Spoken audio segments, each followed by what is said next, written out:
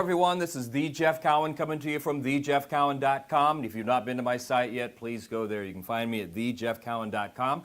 Welcome to my weekly podcast called Success in Professional Sales and Success in Life in General. This thing's really growing. It's very exciting. Got a lot of people following us. As a matter of fact, I want you to tell all your friends about me. Get them to follow me. Rate me at the end of this so I can get some ratings going and all that stuff. But things are going well. Now, I've been getting a lot of phone calls and emails from the audience that I have been steadily building over the last several months. And one of the questions I got here recently is it's kind of twofold. It's two different questions. One is, you know, I'm fairly new to sales, and this is a new profession for me, and I'm working on a fairly large staff, and I'm finding it kind of hard to stand out and get some of the attention that I need and to get some of my ideas heard. So how do I do that? The other question, which is very similar, is I've been in sales for a long time. I started a new job with a new product, and I'm having trouble standing out. So what's some ways to stand out when you're on a sales team? Okay, what's the best way to do that? What's the best way to just do that? Stand out if you're new. How do you get your ideas heard? How do you get noticed? Well, this is going to be a very quick message because there's a lot of steps to this. I've got about 9 steps, so we'll just jump right into it. Here's how you stand out on any sales team. All right. Number 1, let's get into it. Come in early.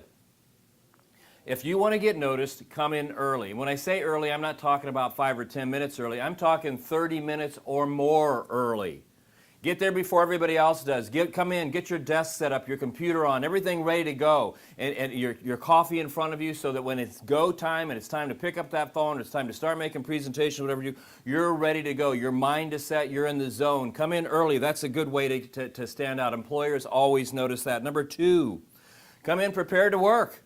I mean, to me, it kills me how many people walk in just a few minutes before they're supposed to start, and then once they get here, you know, because I'm a sales organization too, how they'll sit around and stand around for the first 15, 20 minutes, 30 minutes, getting their coffee ready, getting their computer on, getting their paperwork all lined up, sharing stories from the night before and whatever, and so they burn sometimes as much as 15 minutes, 30 minutes, or an hour of valuable sales time. So come in prepared to work. So if you just do those first 2 things, you come in early and get all that stuff out of the way. So when it's go time, it's go at go time. So come in early and then come in prepared to work. And then number 3, here's another tip that's really important. Be early to meetings, take lots of notes, and ask only necessary questions. I mean, again, you know, meetings is one of these things, it's almost like coming in every day where people, you know, they get to the point where they dread them, they get to the point where they don't want to go, they get to the point where they've got other things going on, so they stumble in right on time, or they come in 3 or 4 minutes late, and then, you know, it's just a big, it's just a big distraction.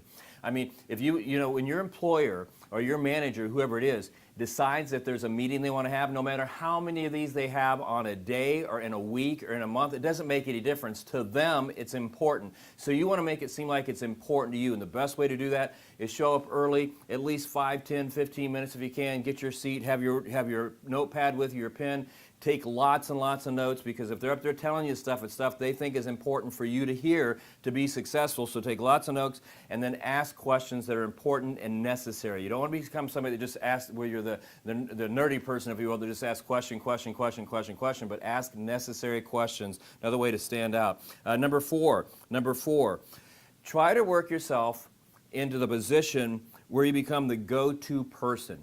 And make it known, hey, look, if you need somebody to stay late, I'm your person. You need somebody to come in earlier, I'm your person. You need somebody to help out with the presentation, I'm your person. You need somebody to help you load the copier, I'm your person. If you need somebody to help some of the new people close deals or train them or whatever it is, become the go-to person. Become the one that everybody literally in the office wants to go to when they have a question or they need something. Now, you got to be careful, because there will be a lot of people that will take advantage of this, and they'll start having you do their work, and then before you know it, you're doing everybody else's job, and you don't get the opportunity to do what you're paid to do, which is sell. But I think you know what I mean here when I say become the go-to person, the one that people are comfortable going to when they need something done. Okay, so let's go over these first 4. Come in early, 30 minutes or more if you can. Come in prepared to work. You know, get all the stuff, all the small talk, all the messing around and whatever out of the way before it's go time. So when it's go time, you're ready to go. Don't burn minutes, okay? Be early to meeting, take notes, ask only necessary questions, and then become the go-to person. That's the first 4 of 9 steps I have. But before I give you the final 5, I want to tell you about this book sitting right here. It's called Right Service and Write Your Own Paycheck. And so if you're in sales now and you're in a position you like the product or service you represent, by all means stay there. You just want to be the best you can be. Keep listening to me. I'm going to give you stuff to help you maximize the opportunity you have right now. But if you're looking for a different career, you're looking for a different position where you can make some strong money, because I know 20% of the people writing service in the automotive field are making six figures. That's right, $100,000. This might be a book and a training program you want to check out. If you're listening to this because you're thinking about getting into professional sales, don't know where to start, this would be an excellent place to start. Writing service. Again, 20% of the people are making $100,000 or more, no college education. The average person makes $65,000 a year. You've heard me talk about that before. This book that you can get at thejeffcowan.com will show you exactly how to do that. If you really want to get into it, I have a video training program that's online to support this. It's well over 10 hours worth of training. It has testing mechanisms. You get in there, you pass the test, we will certify you, which will make it easier for you to get started in this field. And by the way, there's 30,000, that's right, 30,000, 30,000 openings for that position right now. 20% of the people making six figures. I mean, man, I wish I would have known about that years and years ago when I first got into selling. I did that job, but I tell you what, it's after I'd been in sales for a few years, and I mean, it would have been a great place to start. So anyway, if you're in some place you like, stay there. Just keep listening to me. I'll give you some ways to be the best you can be. If you're looking for something different or you're just getting into sales, there you go, right there. Right service, write your own paycheck. Hard copy, or you can get it on Amazon.com. So we were talking about how to stand out if you're new at your job or you're new on a sales staff. You know, how do you stand out? How do you get your ideas heard? How do you get noticed? You know, and the like. And so we started out a few minutes ago giving you the first 4 of 9 steps that I have. One was come in early, 30 minutes or more early if you can. Come in prepared to work. So when it's go time, you're just that. You're ready to work. All the small talk's done, getting the coffee's done, all that crap. Number 3, be early to meetings, take notes, ask necessary questions. Number 4, become the go-to person. So now we're ready for number 5, which is ask for feedback and help. I mean, you know, I've had plenty of salespeople come and work with me over the years, and maybe they just didn't run right out of the gate and sell as much as I'd like them to, but the ones that stood out are the ones that came and said, look, I'm really trying to be the best I can be. I've got a question here. Would you mind helping me out here? Could you do this? Could you do that? They're looking for feedback, or they'd have me sit in on their presentations. They would ask me. I mean, a lot of people don't like it when their boss or owner sits in on presentations. It makes them nervous, but the true superstars, the ones that really get the attention, you know, they'll come to me and they'll say, hey, you know, would you mind sitting on this next presentation and listening to me and then critiquing me when I'm done? Would you mind role-playing with me before I make a presentation? Or would you mind if I sat in on one of your meetings or presentations, which we allow here? So ask for feedback and help. That's number 5. What about number 6? Get more presentations than everyone else. I mean, put yourself in the position to make more presentations of your product than anybody else. Don't make the mistake that I see so many people make when they're in sales, and that is all they're concerned about is the close, the close, the close. So, how do I close this person? How do I handle this objection? How do I close this person? How do I handle this objection? You know, that's the final step in the sell. Is it important? Absolutely, it's important, and you should focus on it to some degree, and you should be as good as you can get at doing that step. But that step doesn't make any difference if you can't execute the steps that lead up to that. And so when it comes to making a presentation, you know, you won't get the sell unless you make a presentation. So what I would focus on is getting the most presentations, which means what I would focus on is getting most people sold on the idea of allowing me to present my product to you. Because if I present it to you and you understand it and you see the value, chances are you're going to close yourself. But if I don't make a good presentation, or I can't get you to make me a presentation, you'll never see the value, and my chance of getting the deal is slim to none. So 6, get more presentations than anyone else. That's what you want to focus on. Number 7, stay later and or work longer than anyone else. Now, the reason I say it that way is because, for example, if your office is open from like 6 a.m. to 9 a.m., that's too many hours. You'll burn yourself out. But if the average person coming in is working 8 hours, then work 8.5, work 9, okay, work 9.5, work 10. Okay, so you could still come in early and then leave, you know, before the stop time at the end of the day, and put in more hours than anybody else. You could also come in a little bit early if you're on a later shift than everybody else and stay and put in those hours. So work later or longer than anyone else. That will get you noticed. It will show dedication. Number 8, I think is really important, and we seem to be in an era right now where people are going the other way with this, but dress sharp. Pay attention to your appearance. Now again, here at thejeffcowan.com and ProTalk, my other company here, we're largely a sales firm that does most of the sales over the phone. So we have people that come into an office and they rarely ever, if ever, meet their customers face to face. So we're very lax on what people can wear in here. But I'll tell you what, the people that stand out are the ones that fit in but stand out. Now I'm not suggesting you wear a coat and tie in here, because most of the people that come into ProTalk wear some form of a t-shirt, maybe shorts and some flip-flops, and we might have some people wear some nicer shirts and stuff like that. But it's fairly casual. But I'll never forget one salesperson, and we get one of these every once in a while, but there's one that always sticks out in my mind. And when this young lady started with me, she didn't have a lot of money. She didn't have a lot of resources. As a matter of fact, looking back, I believe she probably only had 3 t-shirts and maybe a couple pair of shorts and 1 pair of sandals. But I'll tell you what, when she came in, she always stood out. You could tell that before she put the t-shirts on, they were clean, and she actually ironed them. You could tell that they were pressed. They look sharp. You look crisp. You know what I mean? Same thing with her shorts. They looked like they'd been ironed. They were crisp. They looked like she'd just gotten them out of the store. You know what I mean? And then her little flip-flops, they were leather. I'll never forget it. She polished them. They shine. You know what I mean? And even though most of the time she came in, and I got to be careful with this because I don't want it to come out the wrong way, but even though most of the time she came in, she had her hair simply in a ponytail, which can be very professional. It didn't look like it on the way in. She just pulled her hair back and put a Band-Aid around it, walked in the office. You could tell that she really groomed herself, and she stood out. She was concerned about her appearance. She dressed sharp. She looked sharp. And over time, she ended up working with me for over 8 years. She worked her way into general manager's position here and only had to leave because of health reasons, or she'd still be here.